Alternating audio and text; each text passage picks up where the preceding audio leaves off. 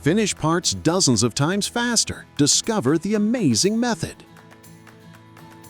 For parts like these made by pressing, when you need to create precise holes, the usual approach was milling, slow, step-by-step, and time-consuming.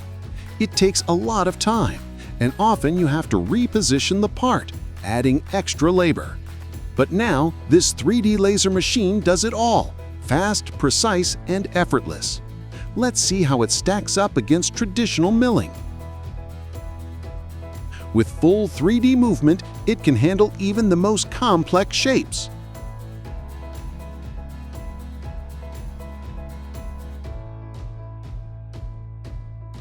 The 3D laser finishes in just 15 seconds.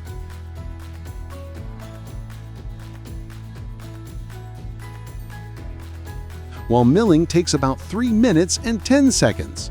That's more than 12 times faster. And with minimal burrs, finishing is quick and easy.